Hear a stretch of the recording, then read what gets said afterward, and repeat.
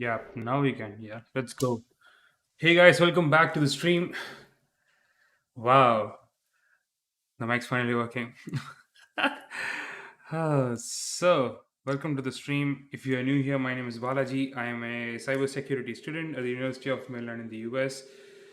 Uh, Yesterday I didn't stream because I was super exhausted, and I was really excited for daylight savings because it's going by 1 hour. So typically, I usually sleep like 8 hours. So because of daylight savings going off, I slept for like 9.5 hours yesterday. I'm feeling refreshed.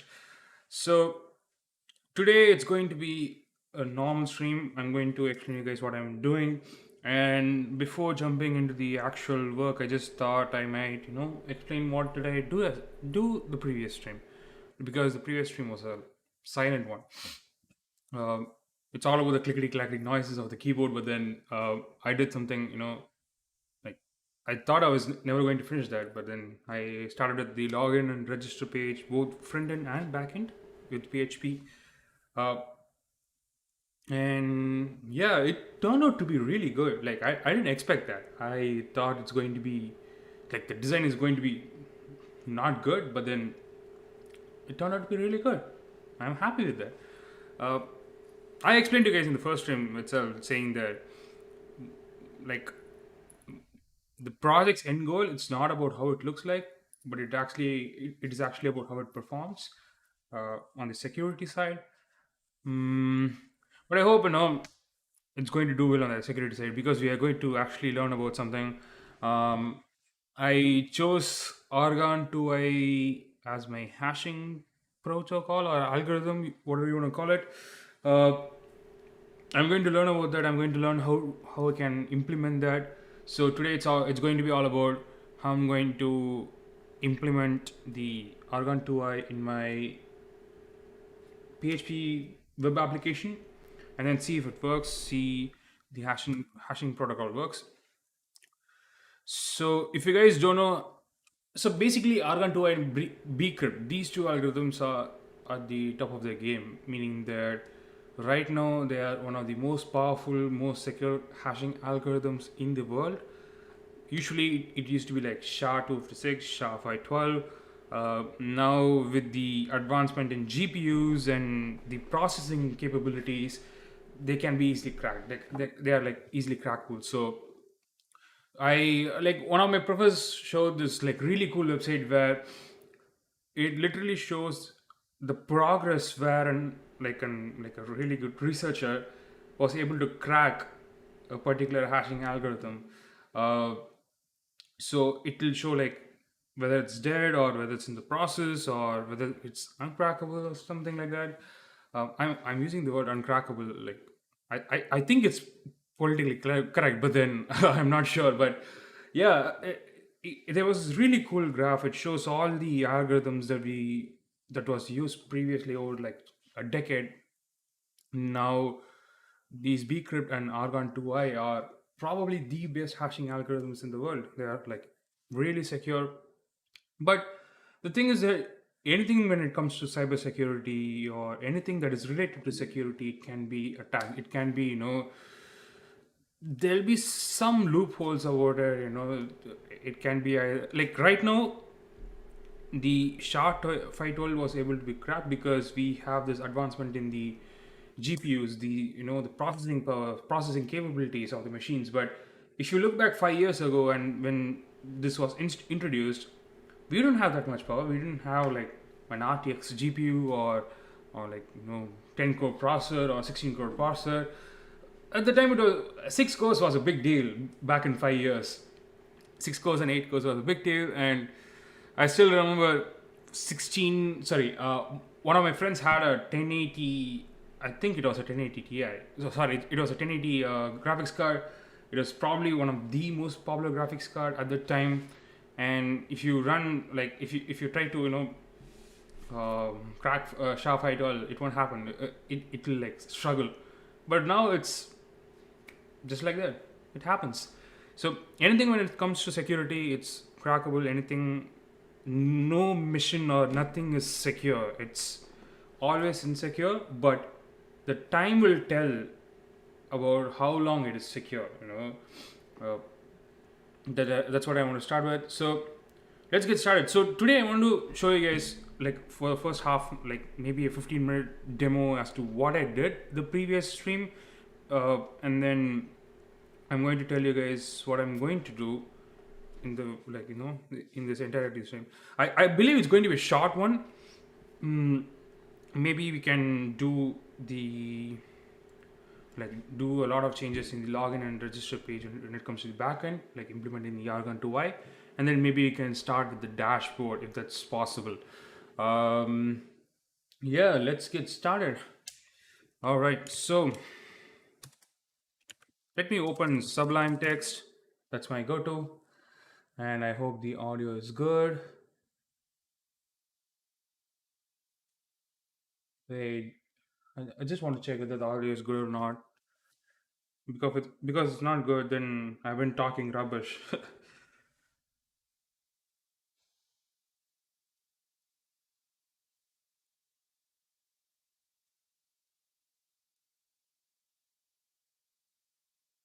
Previous stream.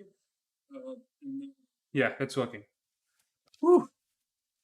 And the YouTube Studio, it sucks sometimes, because when I first started streaming, it was really good, but then now it sucks. It's okay. I mean, it happens.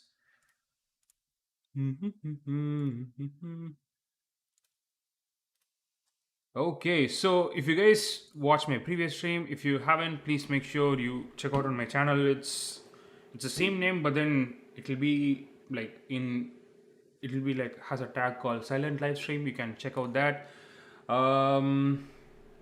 Yeah. So the previous stream, what I did was I created two files. Essentially three files.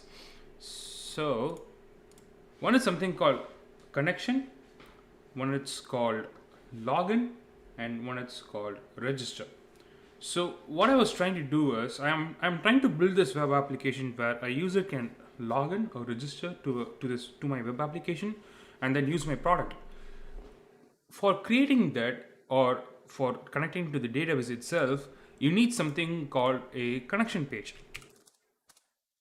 So if I go to login and then, if I go to register and then try to, fill out these details, if I hit submit, what will happen is it will store the details in one database. And when I try to log in with the same credentials, it should log in like by accessing the database. So the previous stream was I did these two pages and if you can see I added this login page. Usually if you see a login page, it'll be like, enter your username, enter your password, submit, and then, remember me, kind of a small box. But I just want to go a little bit different. I want to use the modern styles, yet it has to be simple. So what I did was I tried to, create a card that has a gradient in it, because I usually go for gradients. That's my style, and the cards hover up. So you can see this is a bit of a shadow on the bottom on the left hand side. So if you look at like straight in the web application, it just looks like the card is above the screen. It looks like a 3D model, but it's not actually 3D. So you can enter your username, your password, and then if you hit submit, if it is successful, it will log in. If it's not, it'll say it's not successful. Like till now that I have done that. And I have also added a button called register here. So if a user tries to log in, and if he or she is not a user in this web application, what they can do is they can directly go register here. I added this even though you see another register button here. Like, I know it's repetitive, but on a web application you won't see these two buttons. If I go to web application, you can see that there's this small burger button, and if you click that, then only you go register. So what I'm trying to do is I'm trying to minimize the amount of interaction, like amount of buttons that the user has to press. So I have added a register button here. So that's my ideology. It says standard basic stuff, just username and password. This is beautiful card. I really like this design. It's so simple, yet it incorporates all the modern styles. I always wanted to have like a bit of like an animated background. But the problem is that when you go for a lot of animations, the website gets overloaded. Because I have experience with it. I created one of my projects where there was a lot of animations like going up and down, like elements will come like Batman and Superman. But the thing is that if you add a lot of animations, it got really slowed down to the point where even my iPhone cannot handle those animations. It was that bad. So I had to reduce that, and I thought of going for simple type. So this is like a really simple login page, and if you go to the register, it's simple. So you enter a username, your name, your email address, your phone number, your password. I'm trying to add some validations to these input fields, like your phone number only should only have digits and cannot have any letters in a phone number. And I'm trying to add whether the password is like eight characters long, or more than 8 characters and less than 20 characters, or something like that. I'm trying to add those validations, but I'm not going to do right now. I just want to first implement the protocol. That's my ultimate goal right now. And when I try to finalize the entire code, then I might get into the validation stuff. And this is the basic cut copy paste of the same login page for the registration as well. It's just a gradient, and you have some input fields. I took these icons from a website called Icons 8. Maybe after the stream I can link to some of the resources down below. I think I haven't added the resources, I just forgot about it. But yeah, I'll just add these resources in the description after the stream. So this is the front end part. So you have a login page, you have a registration page. If you registered on these fields, it will directly add it to the database. And if you go to the login page, you can log in with your credentials and you can log into the website. So this is the front end part. So how does the back end look like? The back end, it's a little bit different. So the thing is that I'm using a software called XAMPP, which has this it has a MySQL database. So for you to add or store or delete anything on the database, in order to perform those actions, you need to first connect to the database, right? So you create this file called connection.php. You can name anything. It's not that you can name your file called balaji.php, and it does not going to matter as long as you add that file name correctly. So what that connection.php does is that, so basically you have something called host, and inside that host you have multiple databases, and for that you have a name, for that host you have a username, and for that host you have a password, and you are going to mention which database inside that host you're going to access. So let's say your host is this big dabba, and inside that you have multiple chocolates, right? So this one big dabba is host, and for you to access the dabba, you need to say some password or something like that, your username and password, in order to open the dabba. And inside that you have multiple chocolates for you to access. So I know it's like a bit of shit analogy, but what I'm trying to say is that inside a very big host you can have multiple databases, and that's what I have. So mine is a local host, meaning that I have the database hosted in my local machine, and the username is root, and this is these settings are default by XAMPP. So these are the settings that are by default, but you can actually change these in the XAMPP settings if you want to be ultra secure. And the database that I'm accessing is called password vault. So, and you create a variable called connection. This thing is the variable's name that I'm using. It's for my understanding, but I advise you to use these kinds of variables because it shows you can literally understand what the variable actually does, what variable actually performs. But you can have anything, you can have A, B, Z, or whatever you want. So there is something called variable called connection, and in that variable I'm going to establish a connection to the database. So you have a DB host, username and password, and DB name. Put this in order.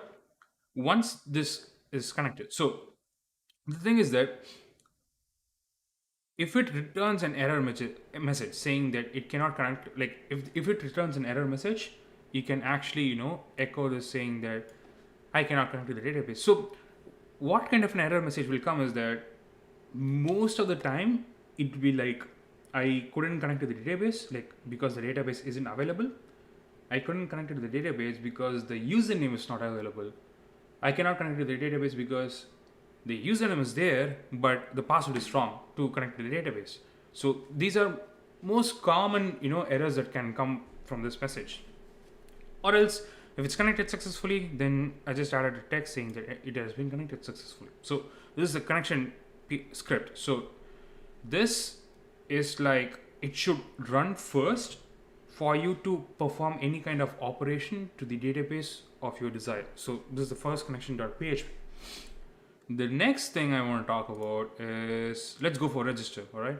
So if I go to register, this is the front end of the register. But I want to show you something, a little bit that is related to the backend actually. This is the form which you can actually see here. You can see all of this, input credentials. You can see, all of the inputs, all of the labels, all of the divisions. But if you see in this line, you can see that there's something called action and there's something called post.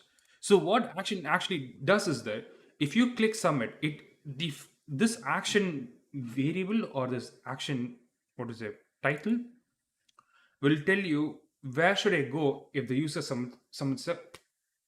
clicks the submit button.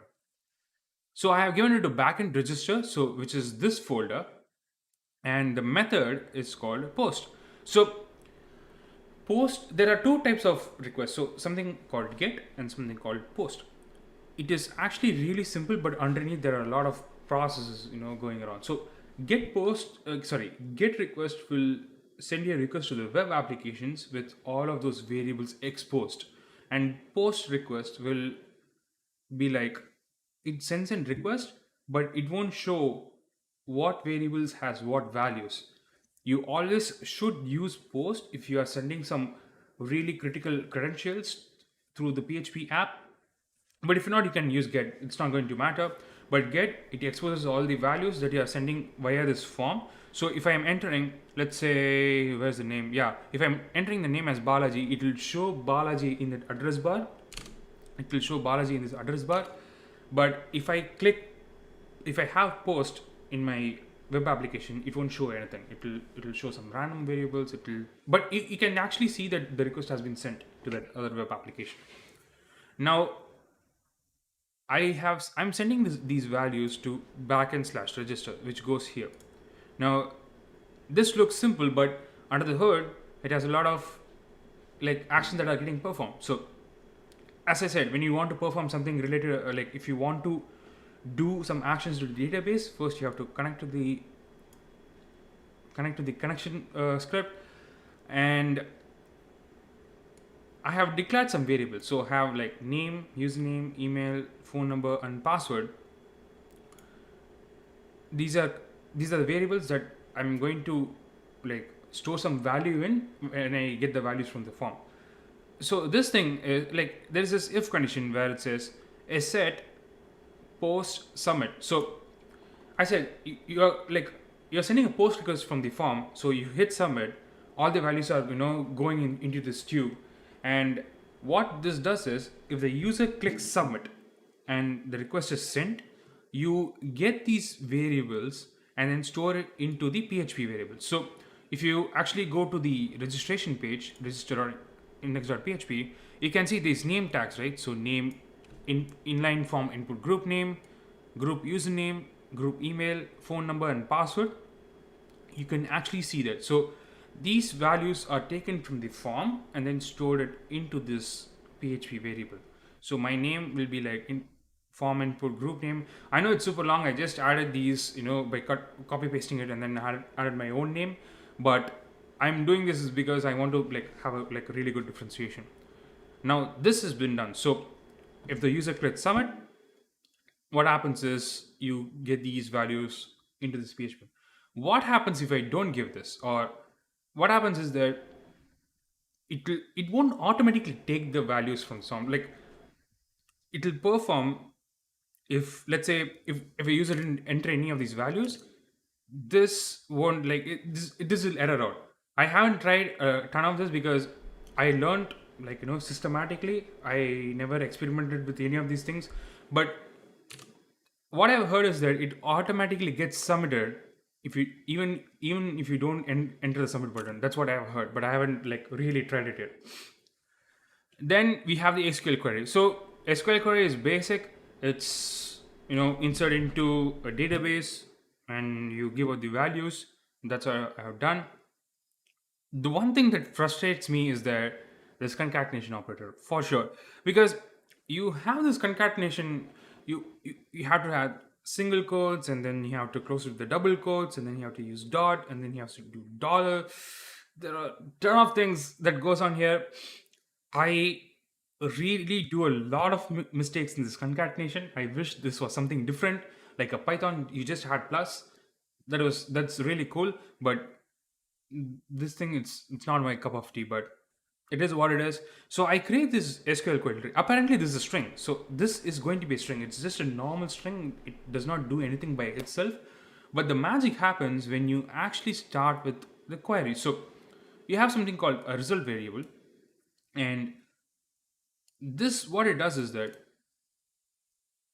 I'm going to run this query on this established connection. That's what it says. So query of SQL query, like SQL underscore query. So which means I'm going to insert these values into the database, but where I'm going to send this, where I'm going to send these values in through what connection. So this dollar connection will help you redirect those values and send it to the particular database that you want to go. This is what that's why I said using those appropriate symbols or appropriate variables will help you understand easily where the value should go, because this is a small project and apparently you have been connected to one database, but there'll be multiple projects where you connect to multiple database, you pick up value from multiple databases. At that time, just having A, B, C will make you confused as to which database is which. Since I have one variable, I just have dollar connection. Sorry, one database I have like one variable, so it's something like that. But if I have like 3 or 4 databases, I might have connection underscore password vault, connection underscore register user, connection underscore something else. So it's something like that.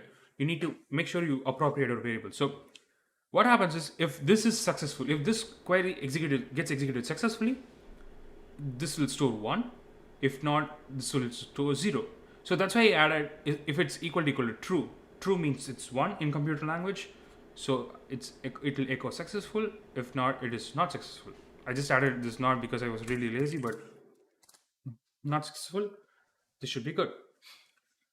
Now this is the registration page. So obviously you might think, how come like this small piece of code has a lot of logic behind it? But I didn't, when I first started implementing PHP, I didn't learn any of these things. I just copy pasted it. But when I grew more fond of PHP, I started to learn more about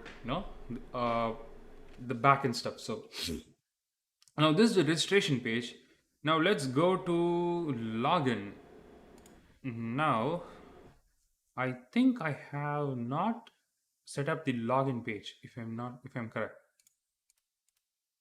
Yeah, I haven't set up the login page. Yes. So let's get started with the login page. I think we have to set up the backend for login. Yep. So I haven't set up for backend for login. So I'll start with this one. So login, it's going to be pretty similar. So the thing is that here we are going to execute this command, that is insert into into a database. But login is going to be a little bit different. It's going to check whether a user has registered in this web application. It will be like, select this username from this database, where this username, like the value entered by the user. I know it's confusing, but it's going to be really simple. All right. So now I have, okay, so this is what it's going to be like. So today's agenda, it's going to be, I'm going to implement the Argon2i, and I'll first finish off with this login, like the backend for login page, and I'm going to implement Argon2i, do some like final finishes, and make sure like the values get added really, you know, as intended into the database. All right, so this is the index.php for login, and so we have the form. I'm going to give action to login. Method is going to be post, and I'm going to create a new page, and it will go to login, and I'm going to call it index.php. Now, now this is another cool trick that I want to teach you guys. So if you type PHP in Sublime Text and if you hit tab, it will automatically create the starting and ending braces for the PHP. Now, if you are a beginner, I wouldn't advise you to do that, because even though it's fast, I want you guys to learn the proper tags, proper syntax for everything before jumping into, even copy pasting commands, because as cool as it sounds, you need to learn the commands in order to properly understand everything. Because I was able to understand everything so that I can explain it to you guys. I want you guys to come into the level if you are implementing PHP. Okay, so we have something called, okay, so backend login already. So we'll establish the connection. So include fonts. I think the syntax is correct. Hopefully, I'll just have this as a reference. So connection. What did I name this page? Okay. No, I don't understand. Like for some reason, it should get connected to index.php even if I don't add this, but I don't think it's working for me. So I'm going to create a new variable called username name, and this is not going to have any values. And I'm going to create a variable called password, and this is not going to have any values. And I'm going to implement a condition, which means if the person is has hit that submit button, then add these values to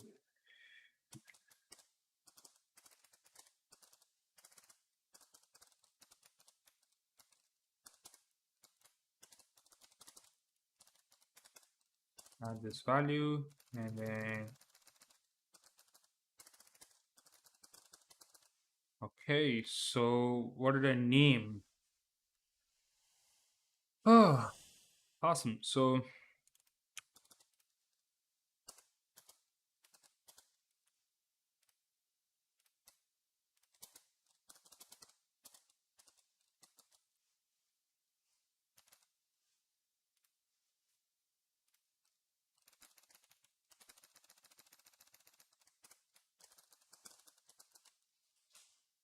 wait a minute. My heater's not directly to the right side.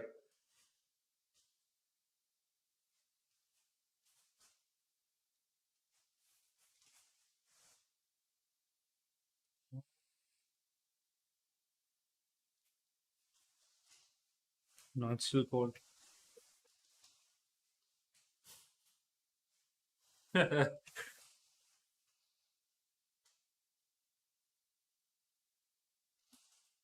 Hey, on internet. Hello.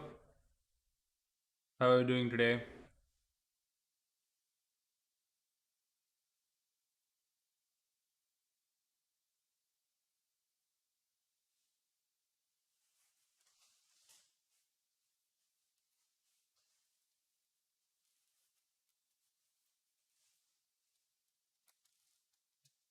I hope you are going doing today really well.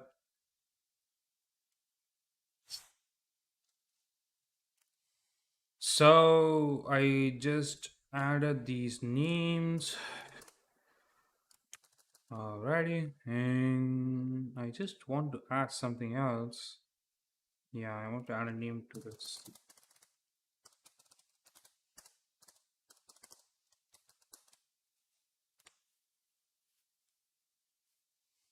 So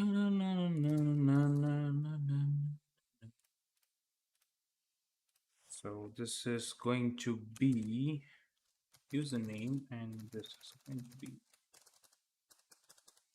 So one thing I forgot to tell you guys is that if you are getting the values from the form, please make sure you have the appropriate names here as well, because these value is actually the name of that input. Student of class 9. Are you from TVS Academy by any chance?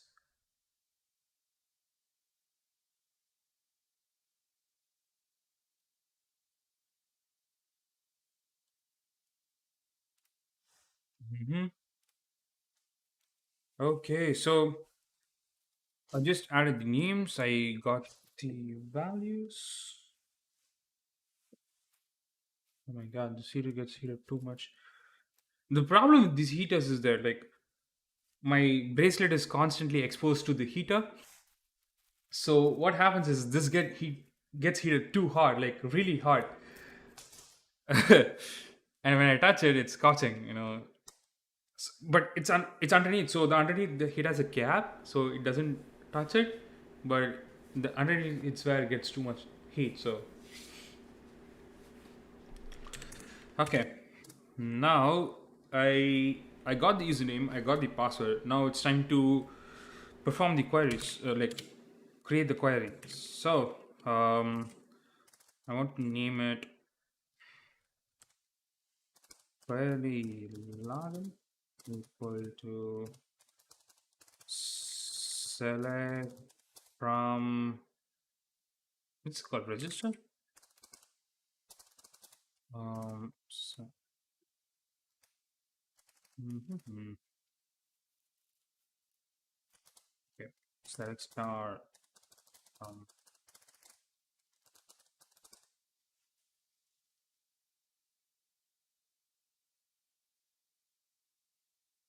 Sorry, man, I don't know Hindi.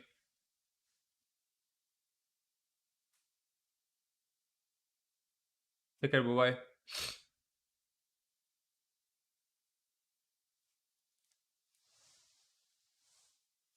I have an attention span of a monkey. That's what I was telling to my friend. Register username equal to this concatenation. Where is it? Okay, this concatenation. So it's single quotation, and you close it and open it. I hope it works.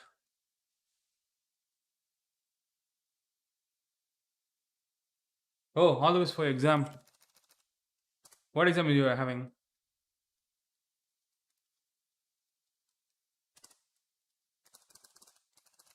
Username, and I'm going to result underscore login. So this will going to store whether the login is successful or not. And I'm going to execute this query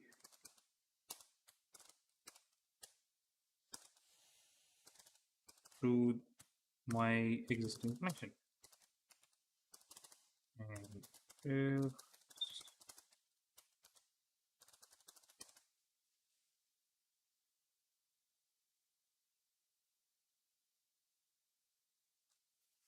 keep it one subscriber. I don't understand what he's saying. But you know what? You can share it to your friends. Ask them to subscribe. It's going to be awesome.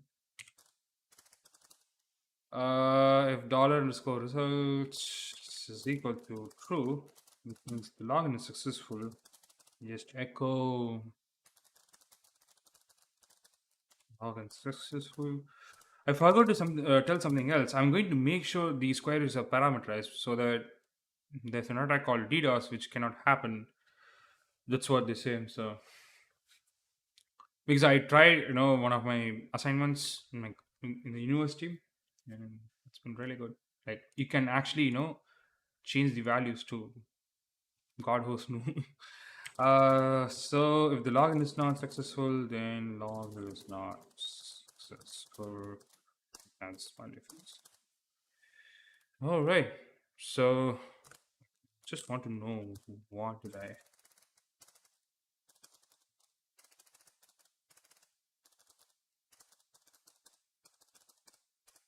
my my typing.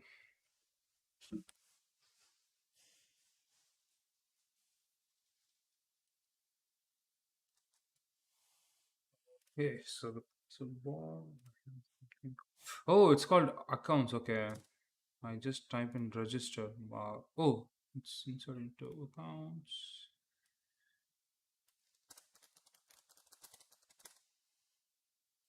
Let me check what I have in my accounts.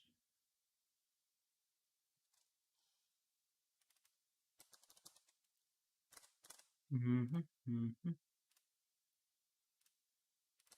So this is my username. That's my password.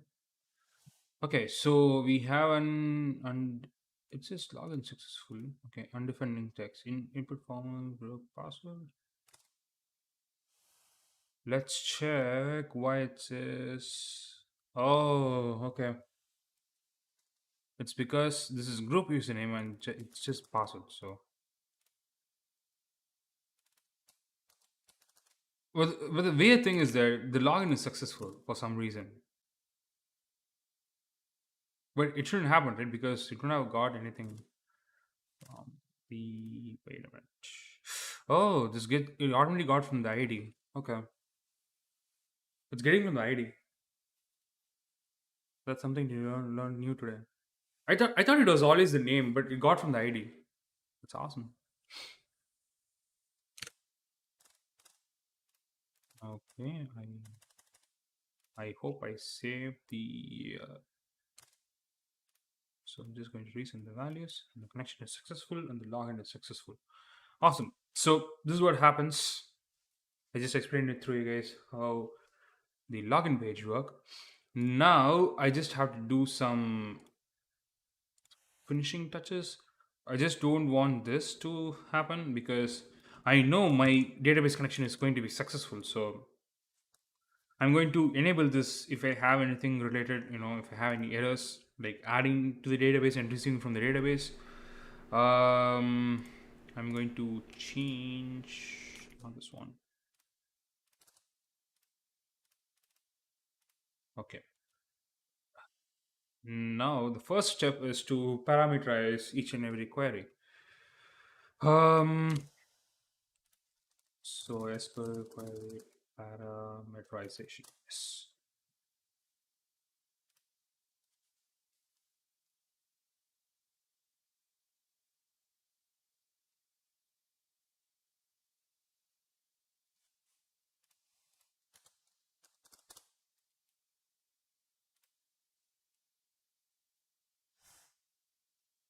So pause or prepare once, but can be executed multiple times. Hmm. Okay, and optimize.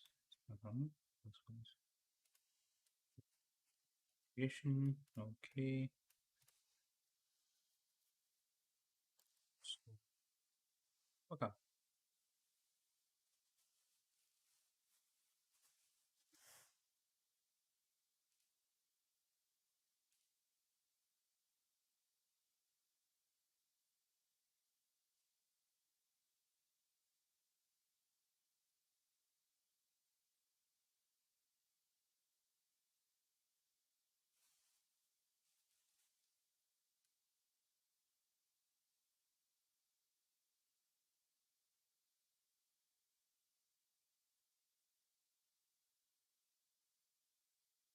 Yeah.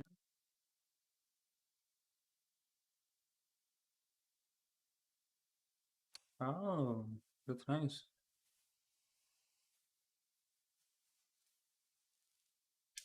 Mm-hmm. We'll try for login and see how it is. Then we can go for. This is actually really simple. The parameterization.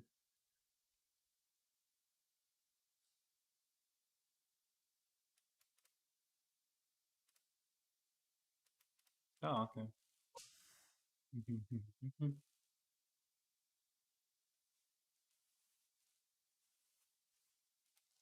So we'll start with the this one, and then we'll move on.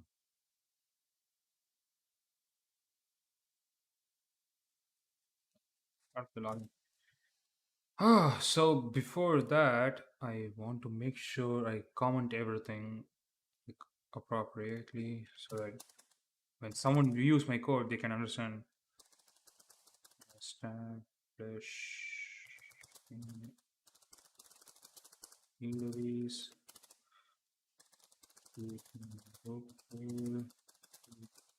Variables.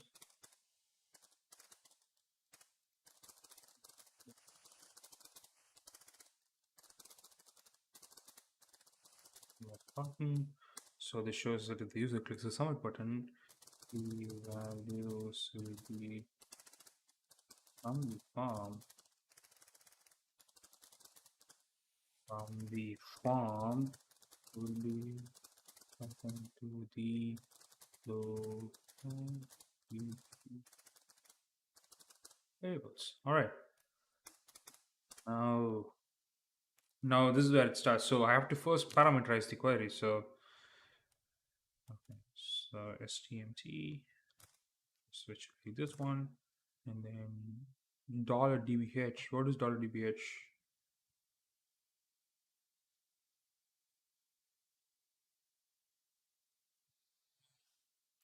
Is there a syntax for this?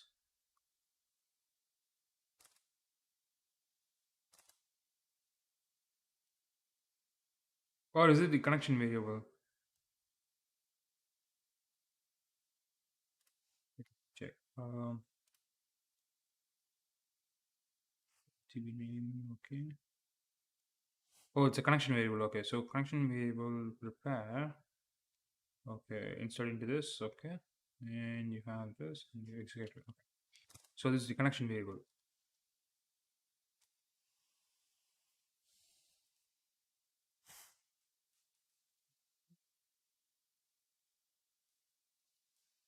So, SQL statements. So what I'm going to do is that I'm going to create variable prepare two prepare off, and this gets here, and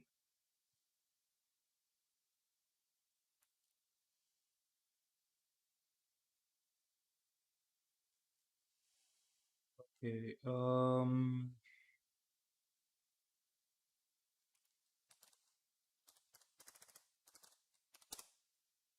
to refer this as well because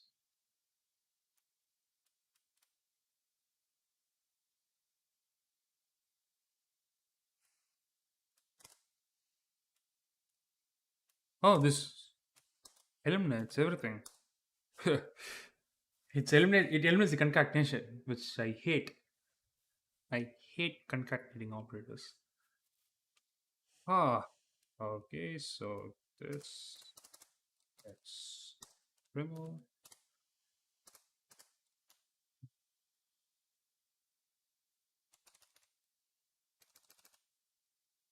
Oh, the username. Oh,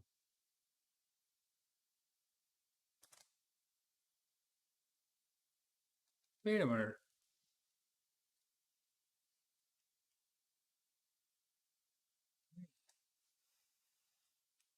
I think I did a stupid mistake actually. How can I authenticate someone just by giving a username and without giving any making sure the password is correct? Whatever. I'm mad at myself. Okay. So come on. So username,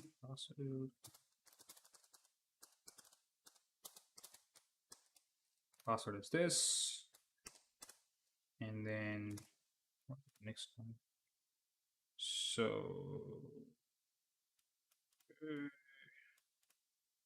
bind parameters.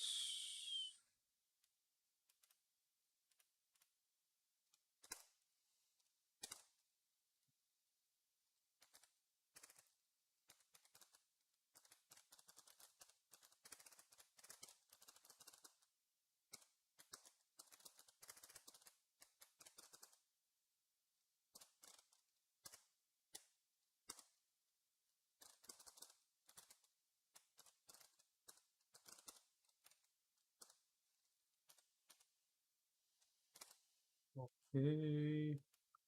And when will I know? Yeah, this should happen. So for each statement, that's true.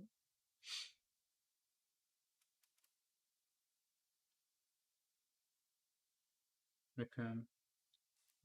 Let me check if it can actually print the values.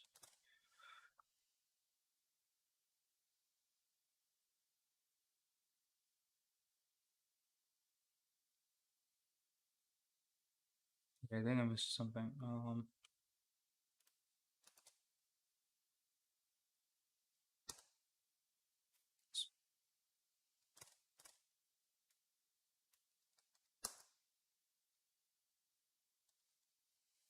Okay, so now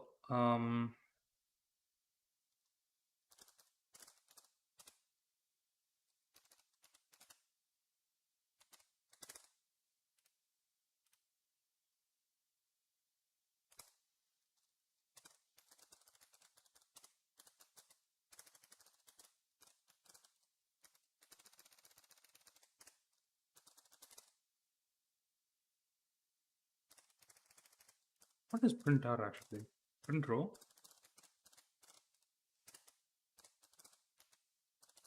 Wait, this is supposed to happen?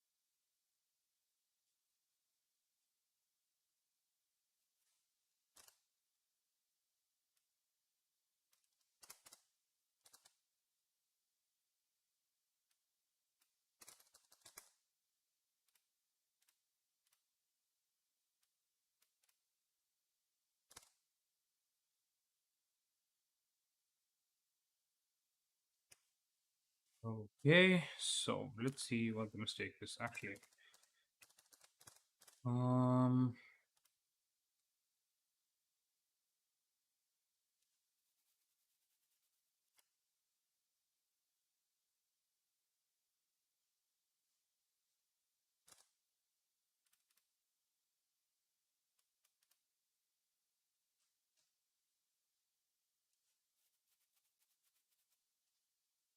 okay,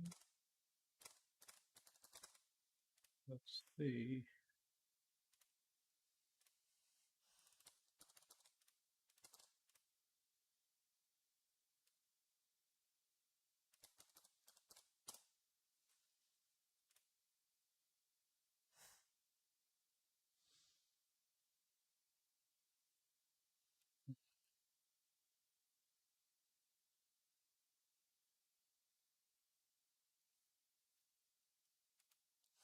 Oh, that's why this SS is okay.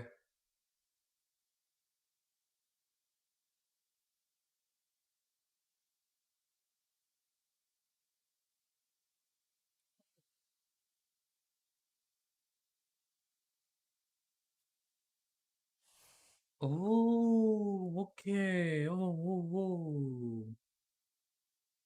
Guys, this SSSD means this code is string, language is string, official is string, and percent is decimal. How did I miss that? Wow. Okay. So SS. I hope it should work now.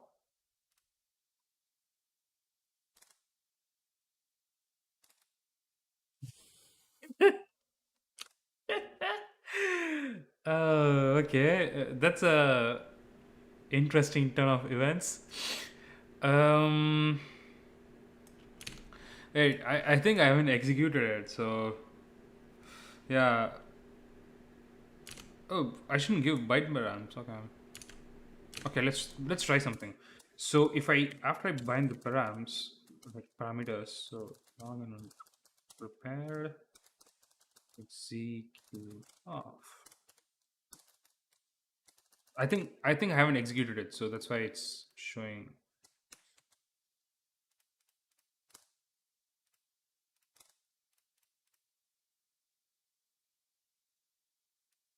Yeah, this should work, right?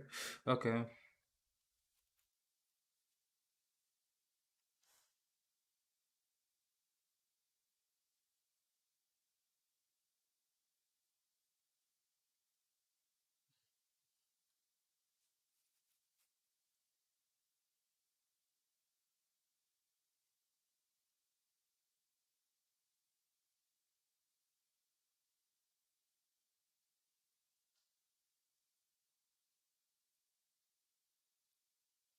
I think I have to really learn the SQL parameterization because it's something that's completely different from what I've learned, to be honest.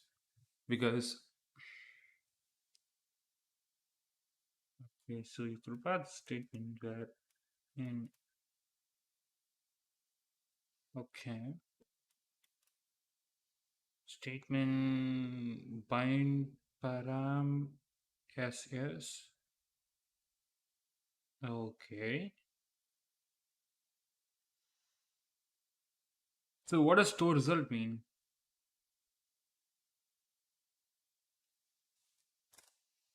Oh, I think I'm missing something.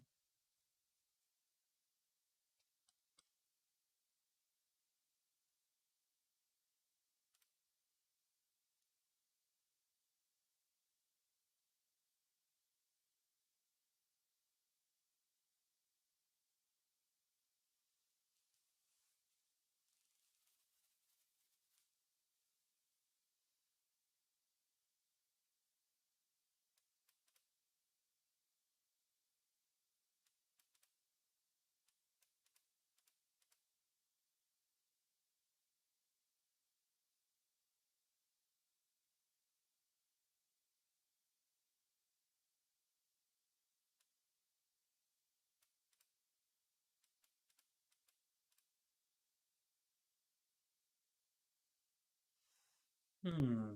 Okay. Okay. So we have executed first, and then you have to bind the result to something called column 1 and column 2. Okay. Hmm.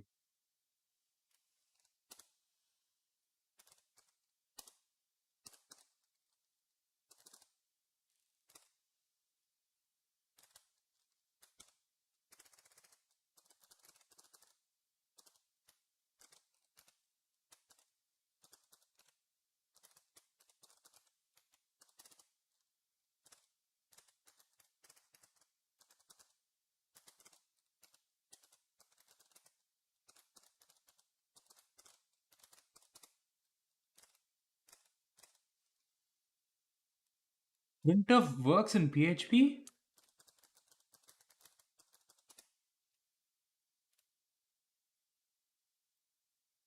Wow.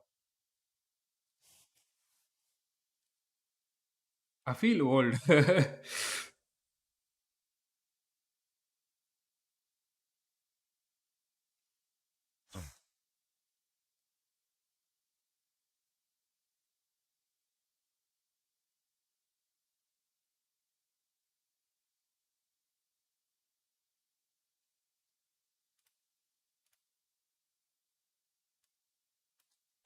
Yeah, mine is two. Mine both are strings. So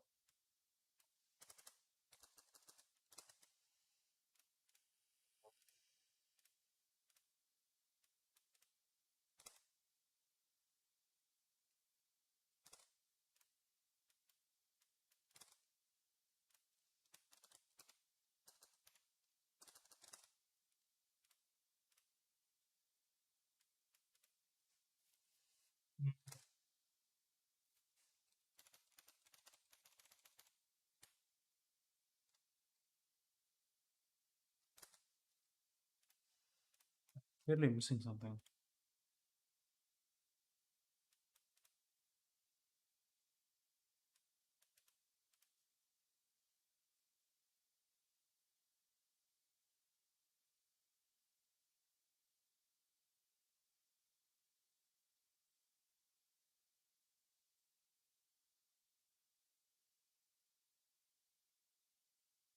Hmm.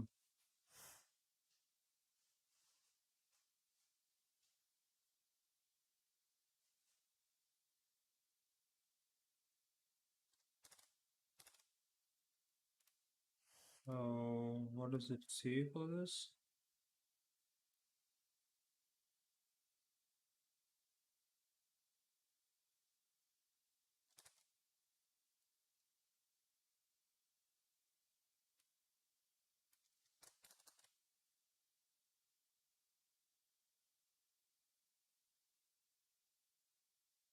Ah, okay, okay, okay. So I think I got it. So I think it has one, two, three, four, five, six. Yeah.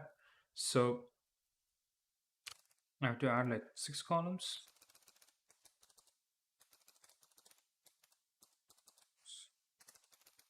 So that's 5. Because I gave select star. Now I think five, six. Mm, the fifth argument is a decimal, and the first one is also decimal. I think now it should work. Let's go. I'm so bad at this. Wow. All right, so okay, execute. But I want to make a conditional check whether this like um somewhere along the line I saw the number of rows that it can show actually, like show this many rows. I think it was here if I'm not wrong. Statements.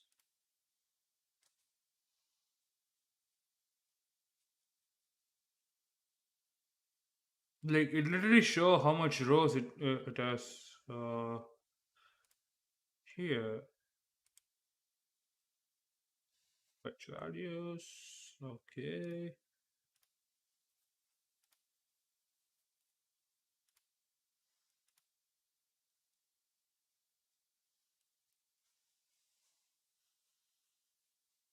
All right. I'll just take a quick break before I.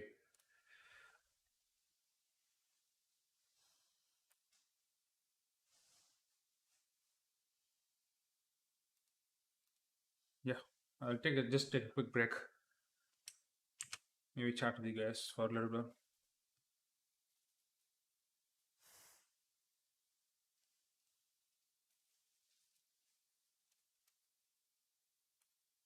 So what is meant by आप में गया Akle? Let me check. Let me check on Google Translate.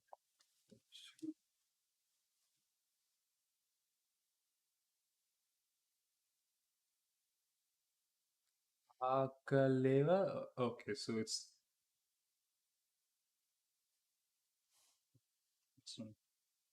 translate. So just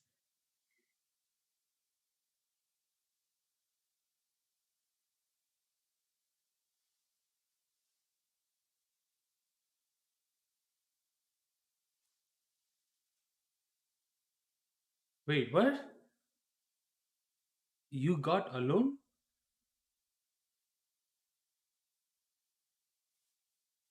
Wait. Friends. And I'm pretty much sure they would tell me.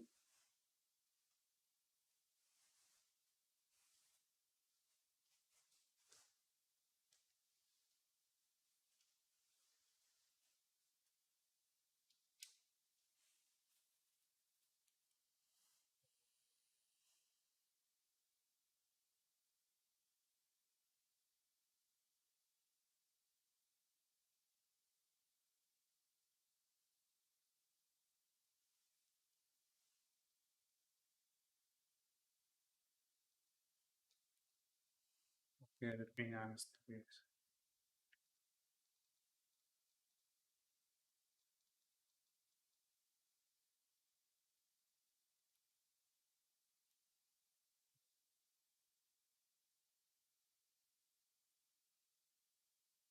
What does it actually mean?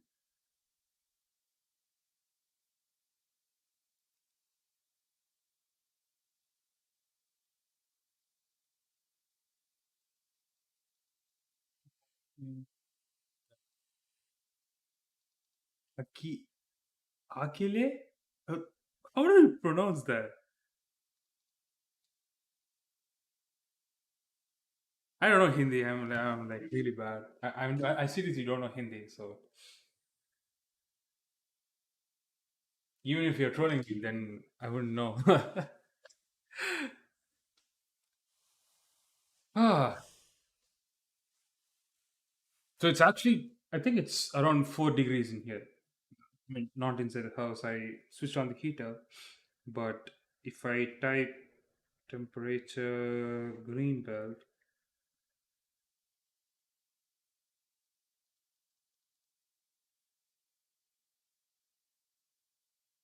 yeah, it's 4 degrees in here. It's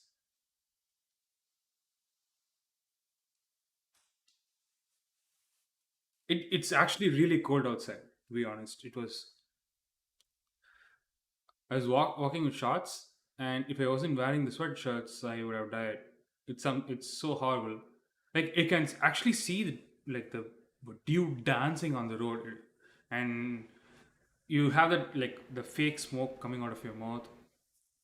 It actually looked like in movies, where they wear those huge jackets and sweatshirts, and when they talk, all the this like what is it called? Mist comes out. Because it's that cold, but it's good. It's good.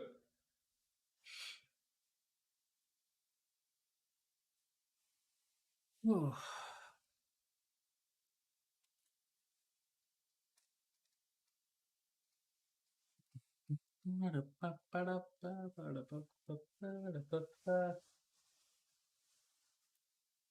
I was talking to my friend the other day about the Google Pixel 6. I should say Google has like the machine learning capabilities and the advantages that they have. It's on another level for sure.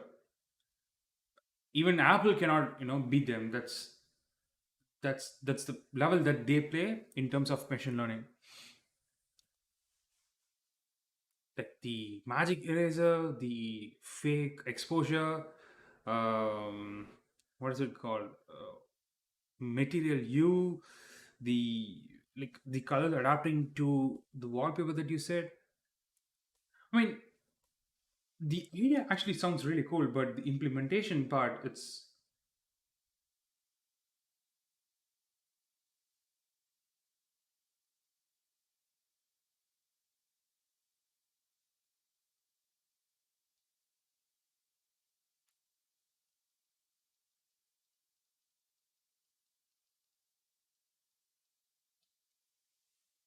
yeah. So like the implementation, it's really good. So basically, what Apple does is you have this hardware and the operating systems. Uh, the use it's very similar to how we naturally use any phones, but when it comes to image processing, image editing, it's always in hassle. You have to work with those sliders, you have to work with the values a little bit in order to remove. So if the magic eraser actually, it is already implemented in an app called Snapseed. It's something called healing tool, but then it is always a hassle where you have to draw on the person. You need to make sure everything looks good, because if you even miss by like 1 centimeter, what happens is it takes colors differently, and then that area will look very distorted. But Google, the approach is absolutely awesome. You just click and everything magically disappears. Their implementation, it's really cool. It's like I'm just worried that a lot of people won't use it. I don't know whether it's more of a necessary component in a phone, but the way that Google marketed it was really good. I would say the magic eraser tool, and what to say, the fake exposure where you get the same kind of effect on a DSLR camera.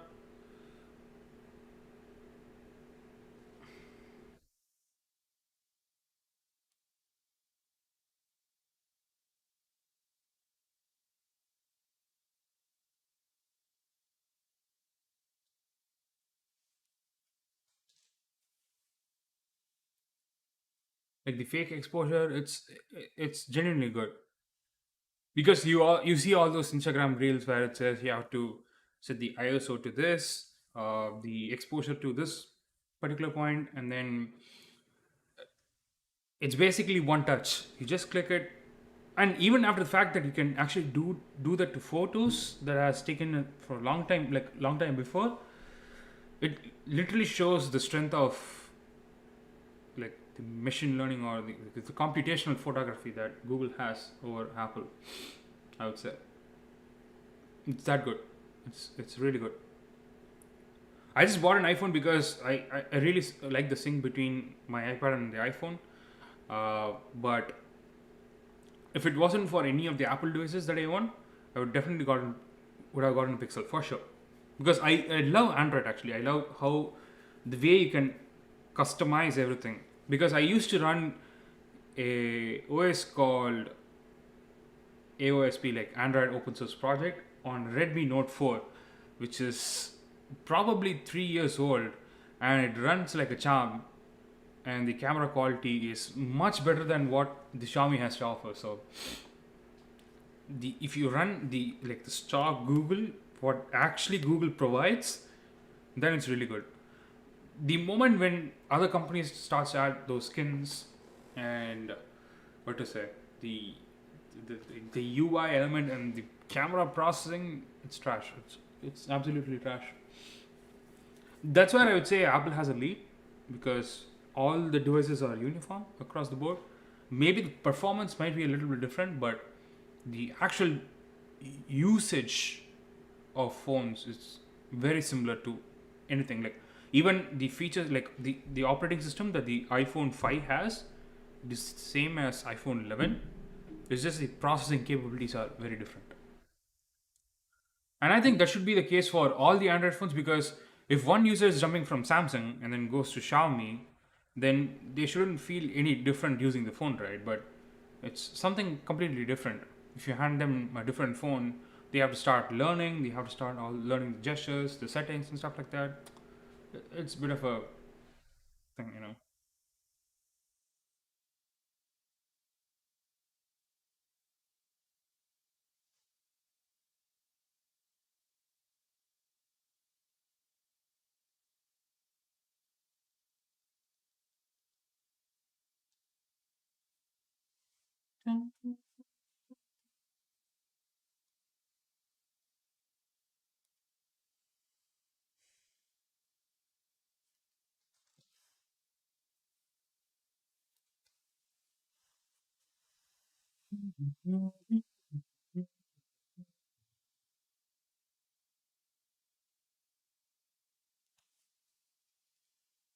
All right, let me have some water and then we'll get started with the next thing.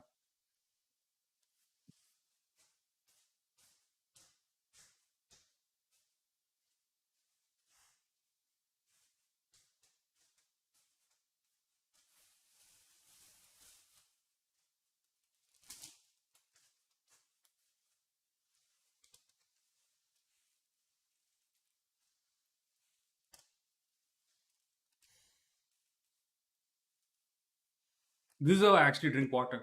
You know, this is the picture, and you have this filter like this black bar because the water that you should not drink like directly from the tap. It has a lot of chlorine in it, and you always have to put the water inside this filter so it like drips down like a decoction, and then it filters the water, and it tastes really equivalent, you know. Special discounts for Ritvik's friends. No. Maybe I can give you Oreo if you want. Dark chocolate Oreo.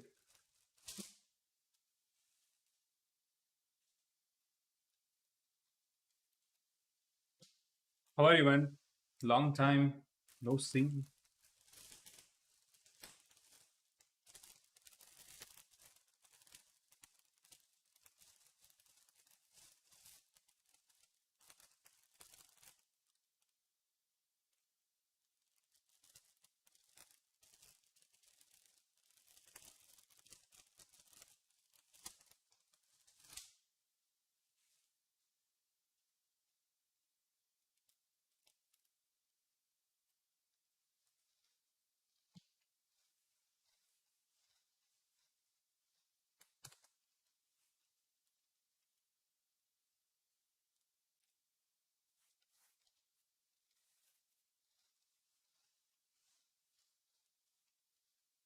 Okay.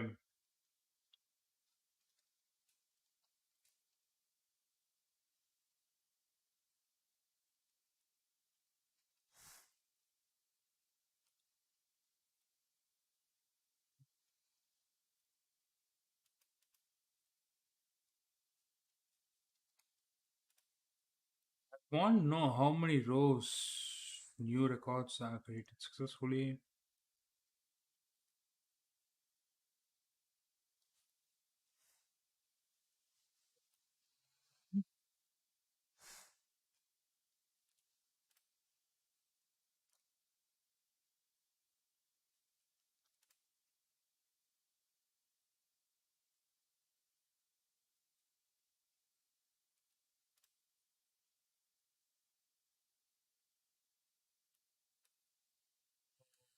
Okay. Statement dot affected rows. Let me check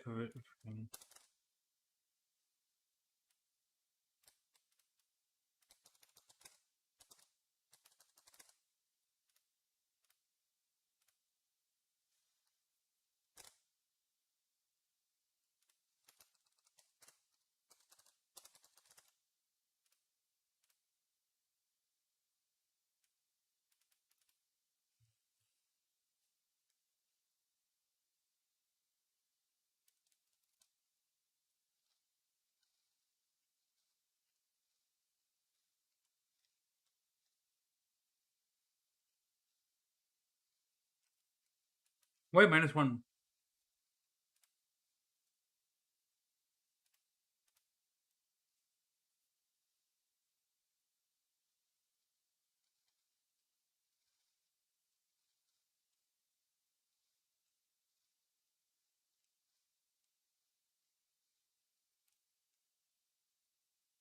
Oh,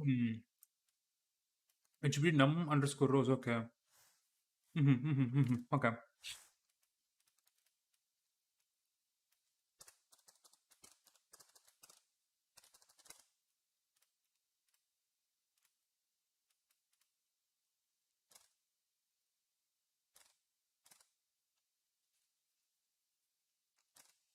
Wait a minute. So, okay,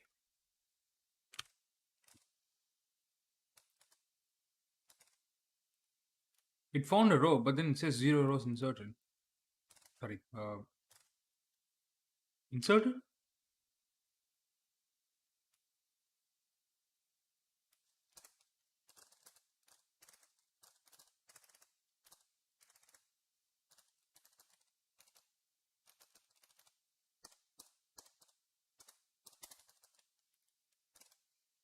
For some reason. Why does it say zero rows found? But it should be like,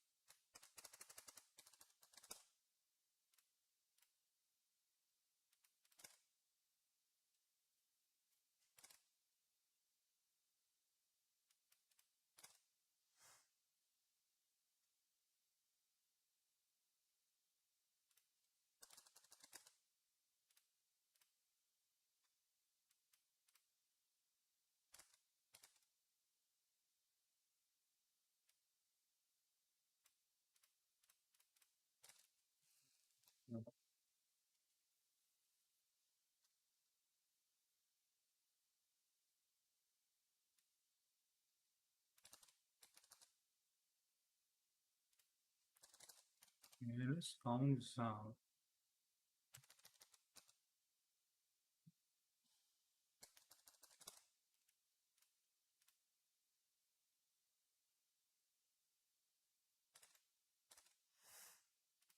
Okay, I'm getting mad.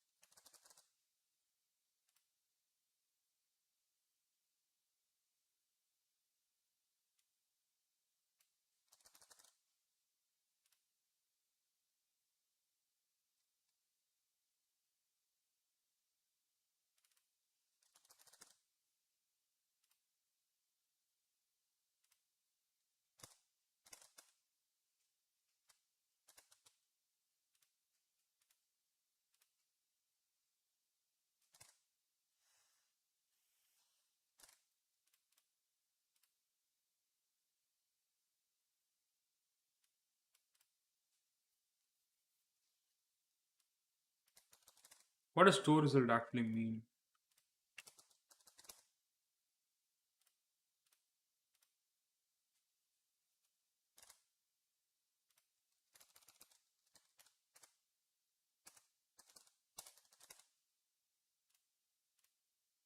Ah, okay.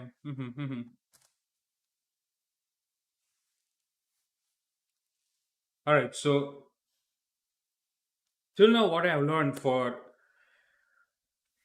statement parameterization is that,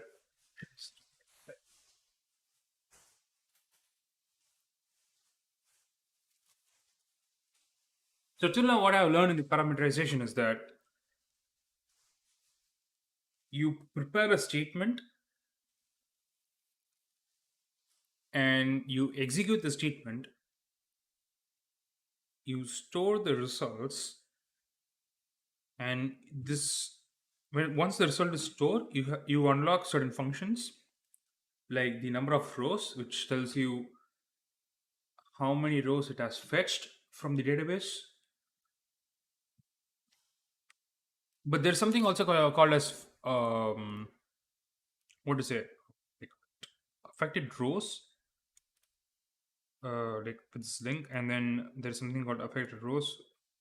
MySQL statement affected rows, which actually shows how many rows has been inserted or removed.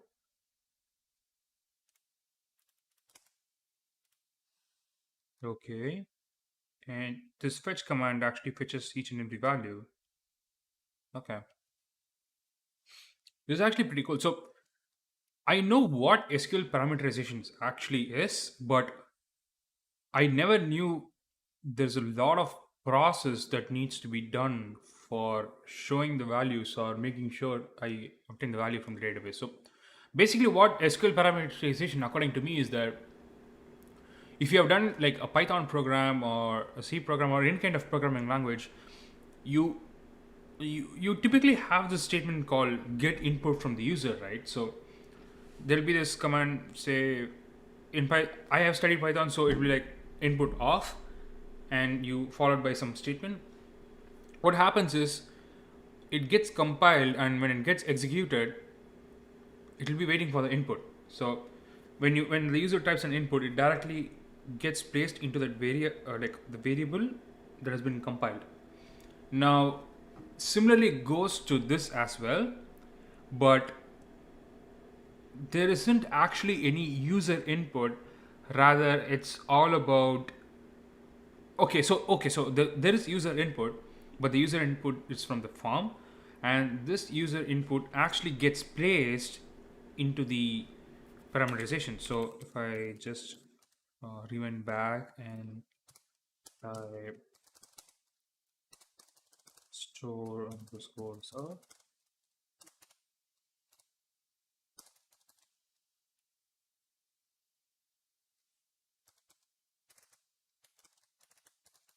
I think it's on store underscore result. Okay.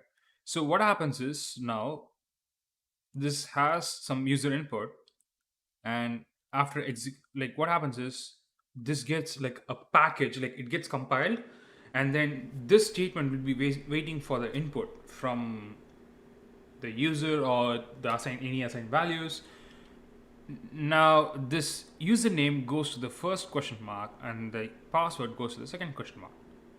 Now what is the use of this is that since this has been prepared, theoretically you cannot change the value when it's sent as a request, so that's called DDoSing. So there's an app called Burp Suite which recently I used for one of my assignments, where you can actually change how like the input values using attack called brute force, and SQL parameterization apparently blocks it. So that's what's been done here. But I'm not sure. I haven't tested it out. Maybe I will test it out really soon. But I need to. Oh,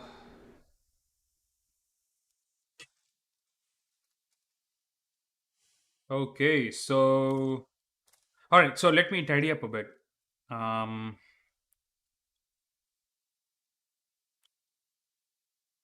you got this.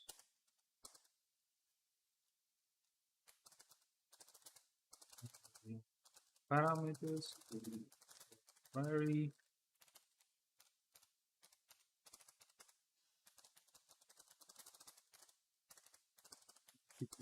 query.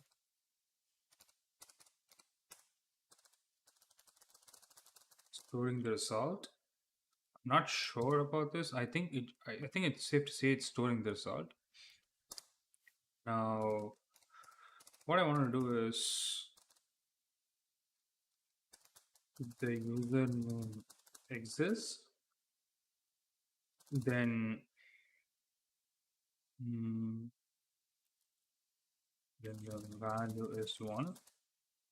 If not, it's 0. Right? So 0. So okay. So if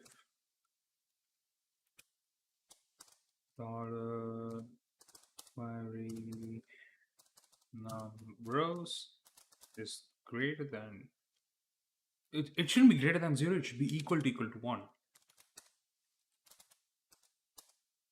Or okay, let's put equal to 1. Then we'll see. Um, then echo,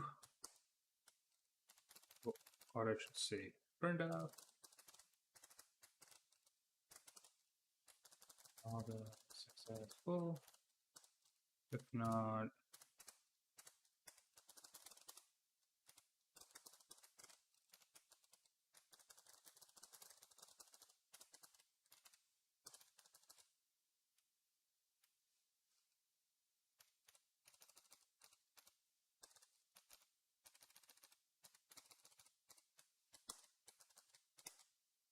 this is what I'm aiming for. So it has the. Now, if I give this, it says not successful. So it's been parameterized. Yay! Let's go. I mean, this will come in really handy in the dashboard section, but just see. Now I think I have to parameterize this one as well. And I should say how many rows got affected. But okay.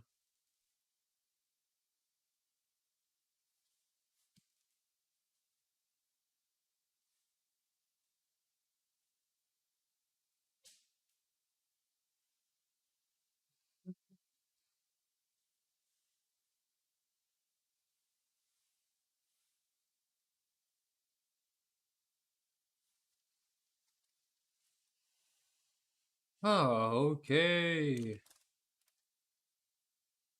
This looks sick, to be honest.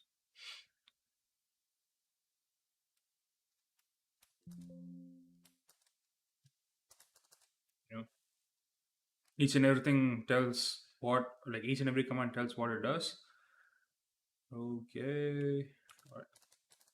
Now let's go to the register page. We'll see. Now this time we are going to input like actual values rather than just ESDS, ESDS. Uh,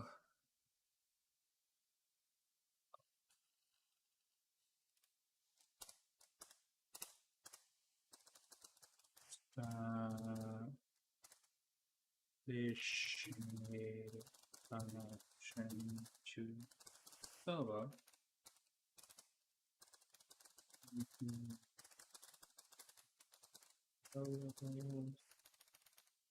And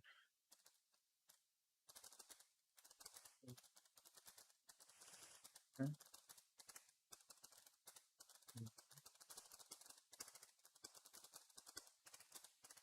Form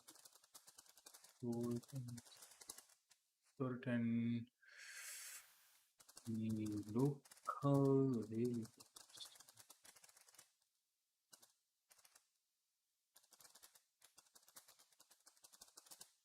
All right, so this gets stored, and then now the fun starts.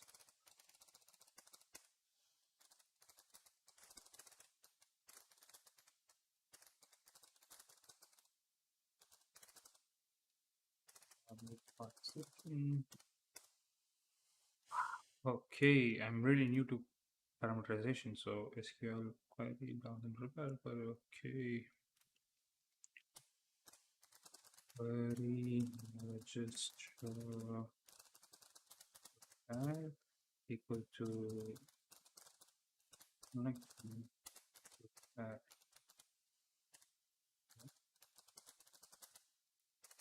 I think this is one of the like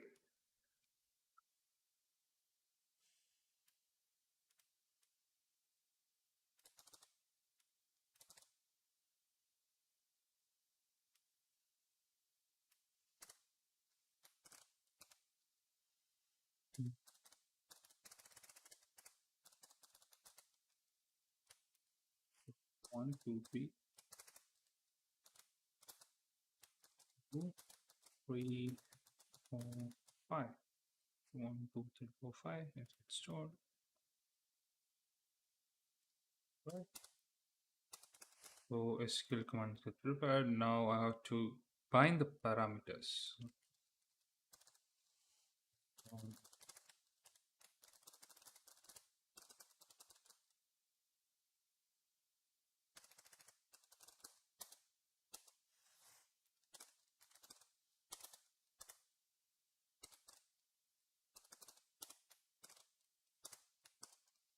So D. Oh, okay, so it's going to be 5, right? So 1, 2, 3, 4, 5. Child name, the username, email,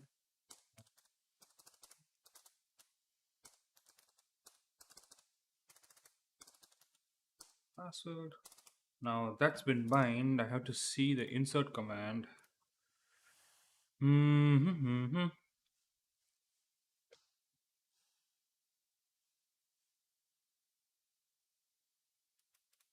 Simple as that. Wow. Okay. I really need to save this page and also link it down below if you are using parameterized PHP in one of your projects because it's the official documentation is really good. I never thought it would be this good. So executing the stage.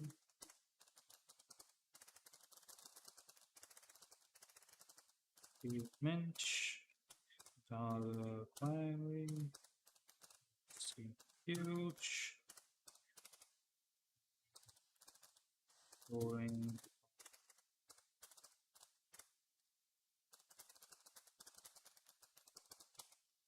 affected, don't have, percentage D,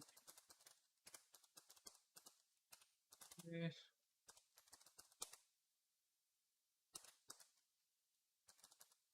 Is it like affected rows of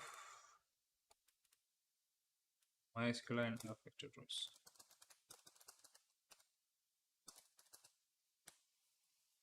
Oh, okay. Now this,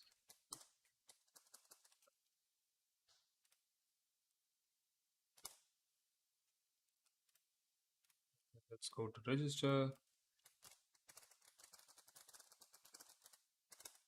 Uh,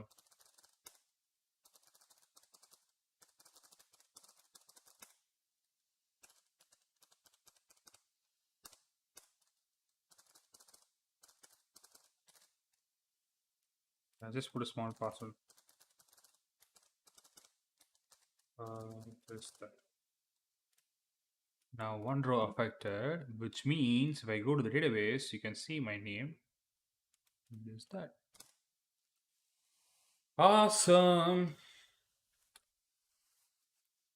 All right. So now that I have make sure the SQL queries are parameterized, uh, multi-device support, edit the image. Okay. I just need to add something else to the sticky notes.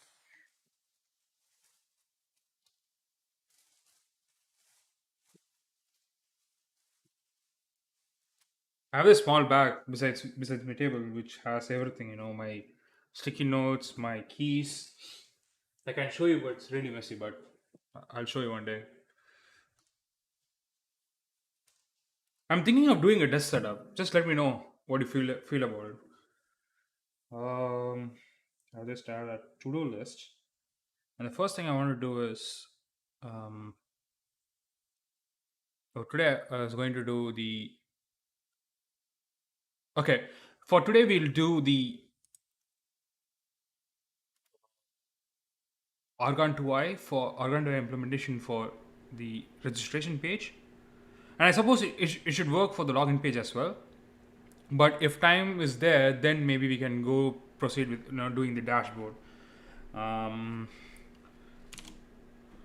shit, I forgot what I want to do. Yeah, okay. So I want to add the links in the description, right? So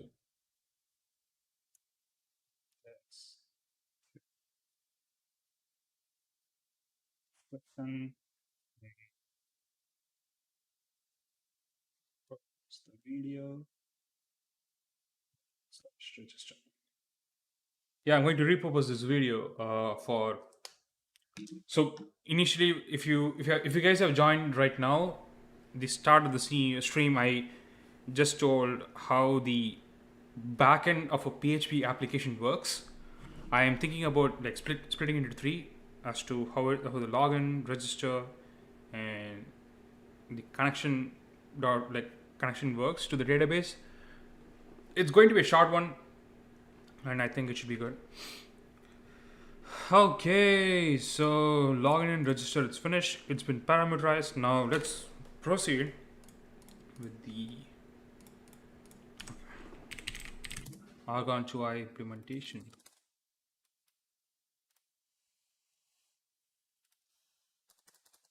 Just add the links for reference.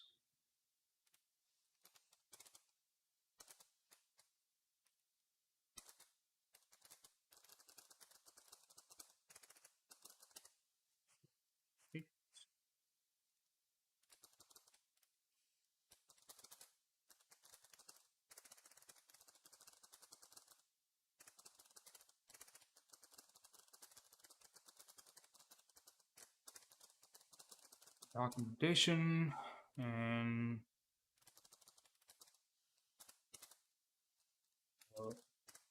this is bind param, yeah, bind param. Actually, this is sort of my mistake. I didn't read the documentation fully, but bind param variety. And this one, it's about print STP. Yeah.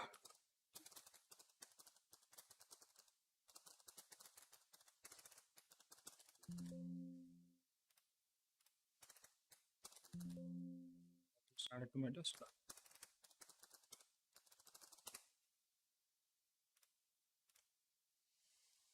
Okay, so close everything before my Argon 2i.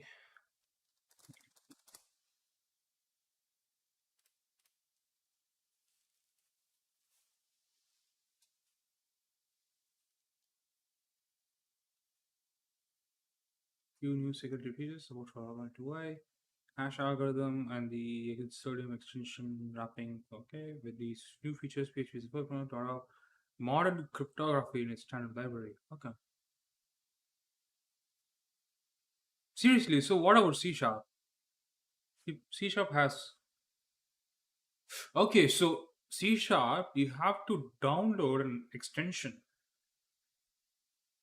But this, I think I need to check with the professor. Spreading you compile. Okay, you have to compile.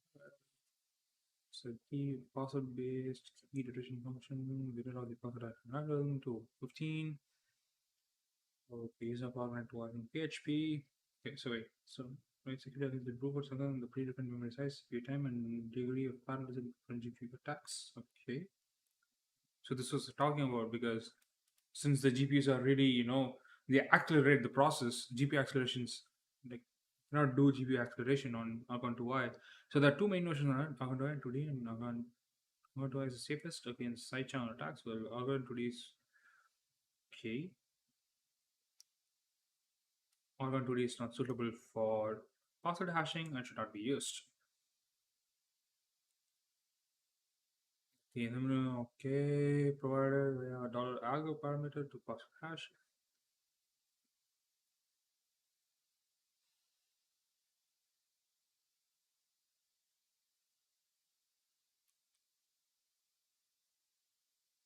Mhm.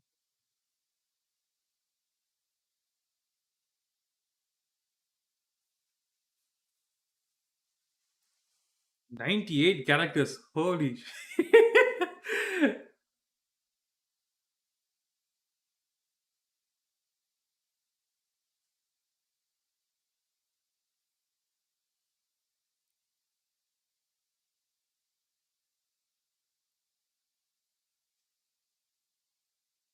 Just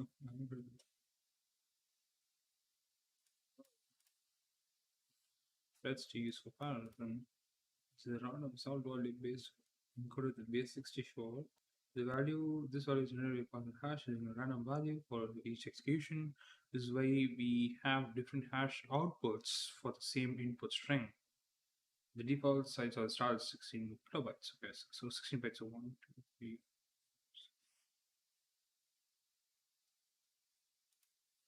16 bytes. The hash value on base 64. Mm-hmm. Okay.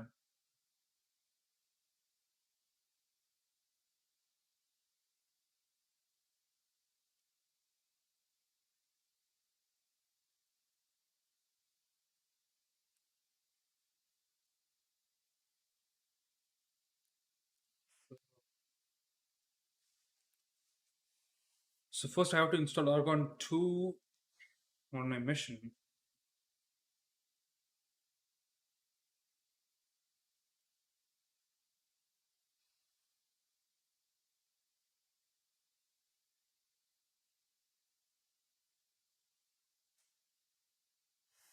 I have to see how the installation works.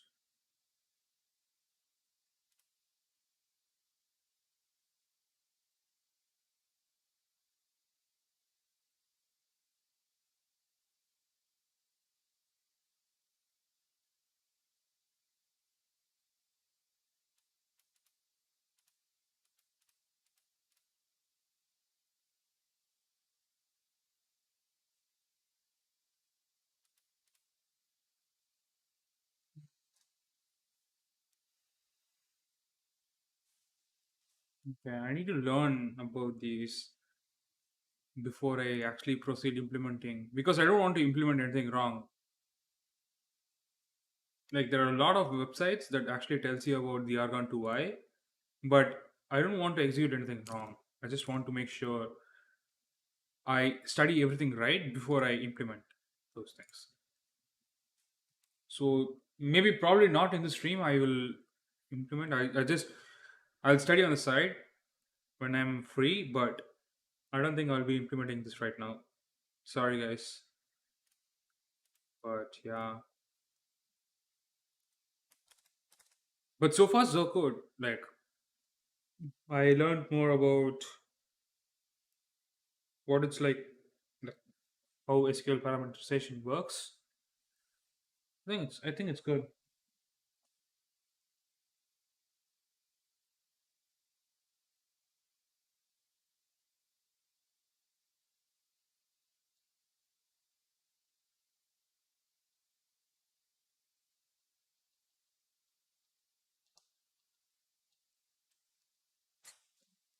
Oh, so that's been it. Like right now. So let's check the progress. All right. So the thing is, I have finished the home page. I have finished the login page. I have also finished the registration page. So both of them works. Both of them works really well. I have made sure the SQL queries are parameterized. Um, But after that, I need to tidy up a little bit. So I'll just add the code because it should look good when I'm submitting this document. You know, you can look. My handwriting is pretty bad, but then I just add these sticky notes so that I just don't forget about this. Yeah, I know I'm really bad at remembering stuff, but I have a lot of things in my plate. So and yep, everything looks good. Let's see. Tomorrow,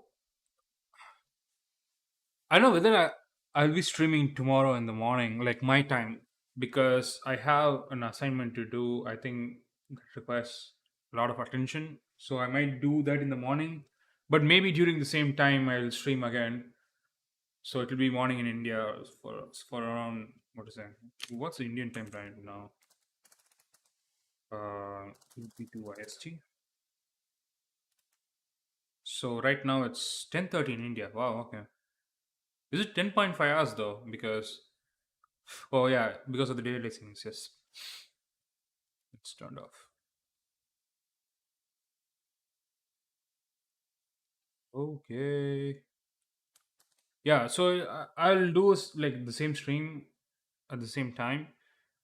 But I'll make sure I'll post on Instagram for you guys just to make sure you can check out my Instagram. I will add these links after the stream is finished, maybe in like half an hour or something, so that you can use these links.